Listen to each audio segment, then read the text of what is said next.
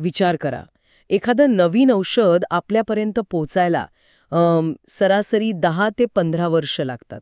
खर्च जवळपास $2.5 अब्ज. आणि इतकं करूनही 90% जास्त प्रयत्न फसतात. हम्म. हे आपल्या पारंपरिक औषध संशोधनाचं काय म्हणतात त्याला, एक खडतर वास्तव आहे. अगदी. पण विचार करा, हीच प्रक्रिया जरा आपण खूप वेगवान, बरीच स्वस्त आणि जास्त यशस्वी करू शकलो तर? बरोबर. आणि इथेच आर्टिफिशियल इंटेलिजन्स म्हणजे AI पिक्चरमध्ये येतो. हो. तर आज आपण याच विषयावर म्हणजे AI औषध निर्मितीच्या जगात काय बदल घडवतंय यावर जरा सखोल बोलणार आहोत.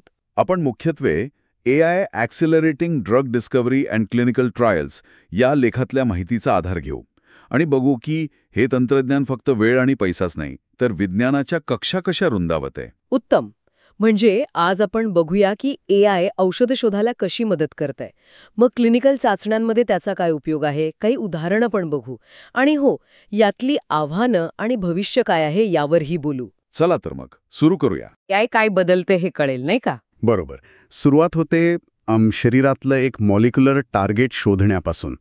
म्हणजे एखादं प्रोटीन असेल किंवा एन्झाईम ज्याच्यावर औषध काम करेल.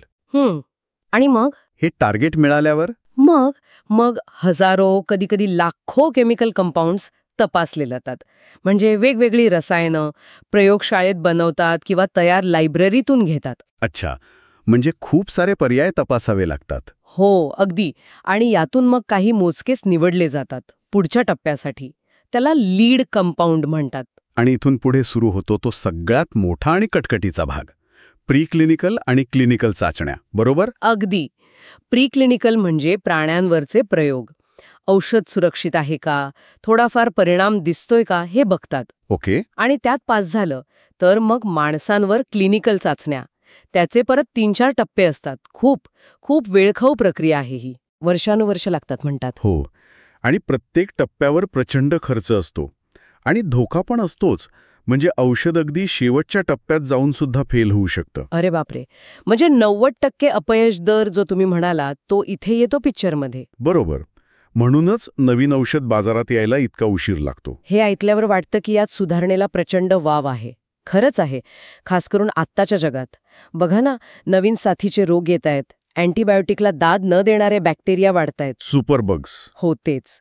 आणि कितीतरी दुर्मिळ आजार आहेत ज्यावर काहीच उपचार नाहीये अजून. म्हणजे आपल्याला खरंच जलद उपायांची गरज आहे. अगदी. आणि म्हणूनच AI महत्वाचं ठरतंय. AIची खरी ताकद काय आहे तर प्रचंड डेटा हाताळणं, त्यातले पॅटर्न्स ओळखणं आणि भविष्यवाणी करणारी मॉडेल्स तयार करणं. म्हणजे डेटा ॲनालिसिस आणि प्रेडिक्शन. बरोबर. औषध शोधाच्या बाबतीत बोलायचं तर AI जैविक आणि रासायनिक डेटाचं विश्लेषण करून खूप वेगाने संभाव्य औषधी गुणधर्म असलेले मॉलिक्युल्स शोधू शकतं. पण कसं? म्हणजे प्रयोगशाळेत प्रत्यक्ष प्रयोग न करता? हो. याला इन सिलिको म्हणतात. म्हणजे कम्प्युटरवर व्हर्च्युअली AI अल्गोरिदम्स लाखो, अगदी अब्जावधी मॉलिक्युल्सचं विश्लेषण काही तासांत किंवा दिवसांत करू शकतं. अब्जावधी? हां. ते काय करतं तर मॉलिक्यूलची रचना आणि आपलं जे टार्गेट आहे त्याची रचना यांच्यात काय केमिस्ट्री जुळेल, काय इंटरॅक्शन होईल याचा अंदाज बांधतं. अच्छा. म्हणजे प्रत्यक्ष प्रयोग करण्याआधीच कम्प्युटर सांगतो की हे मॉलिक्यूल काम करू शकेल की नाही. अगदी तसंच. म्हणजे संभाव्यता जास्त असलेले उमेदवार ते वेगळे काढून देतं. अविश्वसनीय. म्हणजे हजारो प्रयोग वाचले थेट. हो ना. वेळ वाचतो, पैसा वाचतो. पण त्याहून महत्वाचं काय तर AI असे काही पर्याय शोधू शकतं ज्यांचा विचार माणसांनी कदाचित केलाच नसता. इंटरेस्टिंग. आणि कधीकधी तर जे टार्गेट्स पूर्वी अशक्य किंवा अनड्रगेबल मानले जायचे, म्हणजे ज्यांच्यावर औषध बनवणं खूप कठीण वाटायचं. हो.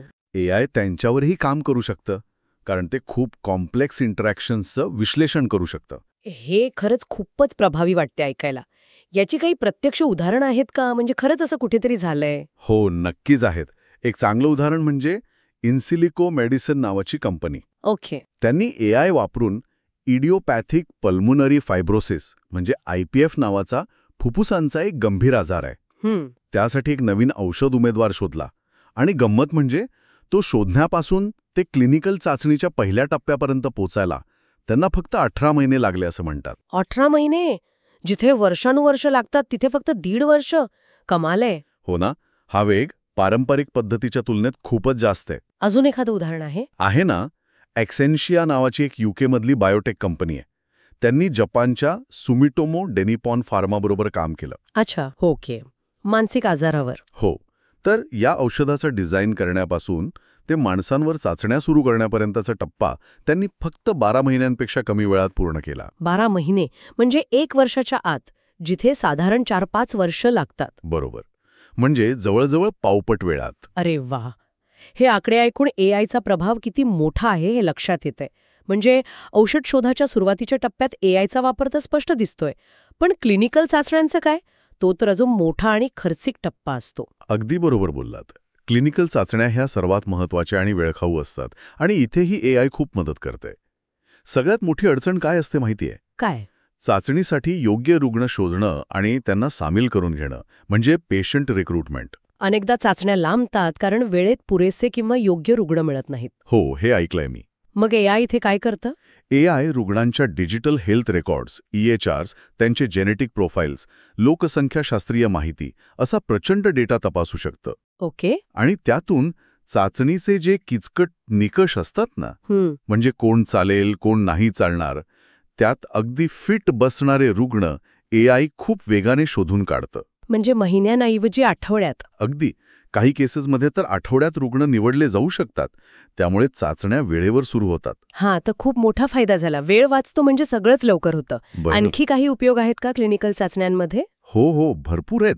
AI फक्त रुग्ण शोधत नाही, तर चाचणीचं डिझाईन कसं असावं यातही मदत करतं. म्हणजे असं की कोणत्या रुग्णांना औषधाचा जास्त फायदा होईल किंवा कुणाला साईड इफेक्ट्सचा धोका जास्त आहे, याचा अंदाज AI मॉडेल्स बांधू शकतात. अच्छा, म्हणजे आपण जास्त चांगली चाचणी डिझाईन करू शकतो. बरोबर. आणि योग्य डोस ठरवायला पण AI मदत करू शकतं. म्हणजे किती प्रमाणात औषध द्यायचं. आणि तुम्ही मघाशी व्हर्च्युअल रुग्ण म्हणाला होता, ते काय आहे? इंटरेस्टिंग प्रकार आहे. AI काय करतं तर वास्तविक रुग्णांच्या डेटावरून व्हर्च्युअल पेशंट किंवा डिजिटल ट्विन्स तयार करतं, म्हणजे कम्प्युटर सिम्युलेशन. ओके. आणि मग या व्हर्च्युअल रुग्णांवर औषधाचे संभाव्य परिणाम तपासले जातात, प्रत्यक्ष चाचणी सुरू करण्याआधीच. म्हणजे एक प्रकारे प्री टेस्टिंग झाले हे. अगदी. यामुळे चाचणी फेल होण्याचा धोका कमी होतो. आणि चाचणी सुरू झाल्यावर सुद्धा AI सतत डेटा बघून लक्ष ठेवायला मदत करतं, म्हणजे काही प्रॉब्लेम असेल तर लवकर कळतं. हे तर खरंच वैद्यकीय संशोधनाचं भविष्य वाटतंय. आणि चाचणीमध्ये जो प्रचंड डेटा जमा होतो, त्याचं काय? त्याचं विश्लेषण करायला पण AI उपयोगी पडत असेल. निश्चितच. क्लिनिकल चाचण्यांमधून प्रचंड डेटा येतो. त्यातून महत्त्वाचे पण सूक्ष्म पॅटर्न्स शोधणं माणसांना कधीकधी कठीण जातं. AI येथे खूप प्रभावी आहे. ते औषध किती परिणामकारक आहे किंवा त्याचे काही छुपे धोके आहेत का, याचे अगदी सुरुवातीचे संकेत पण AI पकडू शकतं, जे कदाचित माणसांच्या लक्षात आले नसते. यामुळे निर्णय लवकर घेता येतात. बरोबर. आणि याचा थेट संबंध मग पर्सनलाइज्ड मेडिसिनशी येतो, नाही का? म्हणजे व्यक्तीनुसार उपचार. अगदी बरोबर. पर्सनलाइज्ड मेडिसिन किंवा प्रिसिजन मेडिसिन हेच भविष्य आहे वैद्यकीय क्षेत्राचं, आणि AI त्याच्या केंद्रस्थानी आहे. कसं काय? AI काय करतं तर एखाद्या व्यक्तीची जनुकीय माहिती, जेनोमिक डेटा, प्रोटीन्सची माहिती, प्रोटिओमिक डेटा, मेटाबॉलिझमची माहिती, मेटाबॉलिक डेटा, हा सगळा डेटा एकत्र आणतं. ओके. आणि त्या व्यक्तीसाठी नक्की कोणता उपचार सर्वात प्रभावी ठरेल याचा अंदाज लावतं. म्हणजे एक साईज फिट्स ऑल नाही. तर प्रत्येकासाठी वेगळा उपचार. अगदी.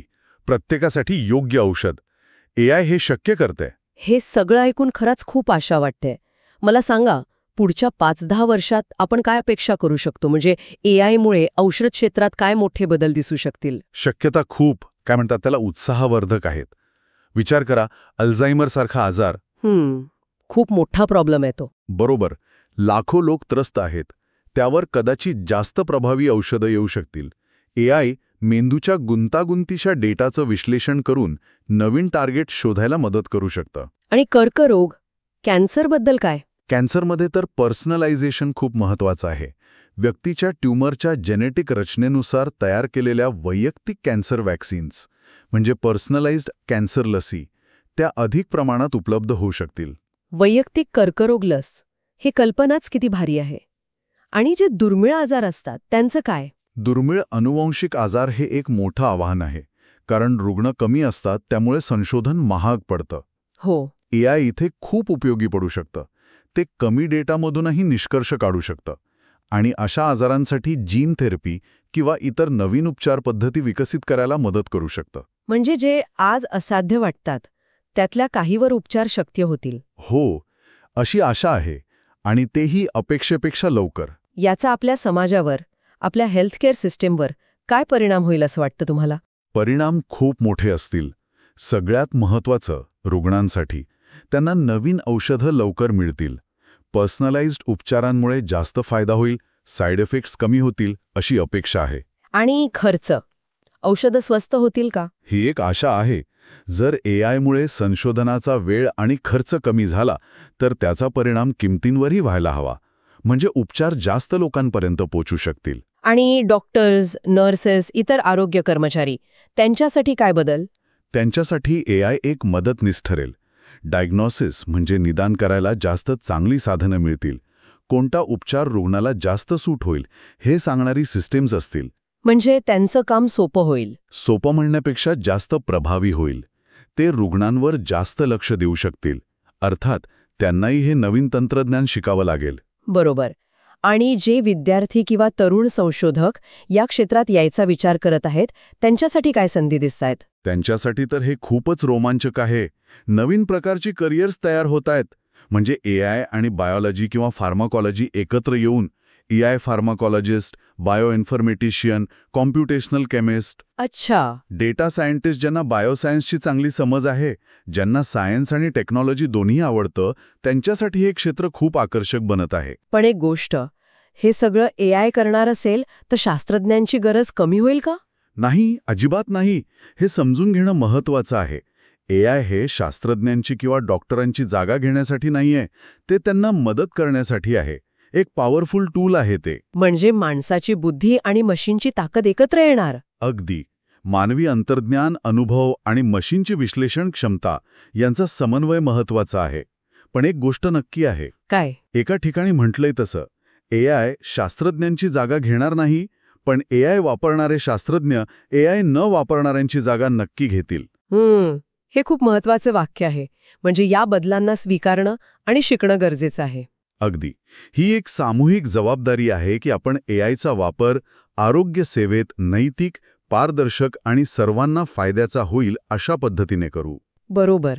म्हणजे थोडक्यात एआय औषधं शोधण्यापासून ते रुग्णांपर्यंत पोहोचवण्यापर्यंत संपूर्ण प्रवासाला वेगवान, स्मार्ट आणि जास्त प्रभावी बनवतंय. आणि पर्सनलाइज्ड मेडिसिनला वास्तवात आणायला मदत करते. खरंच आहे. तर आज आपण पाहिलं की आर्टिफिशियल इंटेलिजन्समुळे औषधं शोधणं आणि क्लिनिकल चाचण्या घेणं यात किती मोठे बदल होत आहेत. हो, ही प्रक्रिया वेगवान होतीये, जास्त अचूक होतीये आणि कदाचित भविष्यात स्वस्तही होईल. आणि प्रत्येकाला त्याच्या गरजेनुसार उपचार देण्याचं स्वप्नही साकार व्हायला मदत होतीये. आणि सगळ्यात महत्त्वाचं, जर आपण याचा वापर जबाबदारीने केला तर आज जे आजार असाध्य वाटतात त्यांच्यावर उद्या प्रभावी उपचार मिळू शकतात, ही एक मोठी आशा आहे. नक्कीच. आजच्या चर्चेतून हे तर स्पष्ट झालं की एआय फक्त आहे त्या प्रक्रिया सुधारत नाहीये, तर ते आपण विज्ञानाकडे, संशोधनाकडे कसं बघतोय यावरच परिणाम करतंय.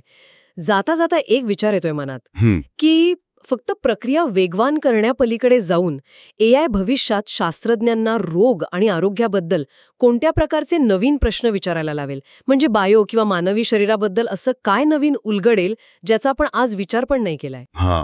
खूपच खोल विचार आहे आणि खरंच रंजक आहे. भविष्यातच कळेल हे.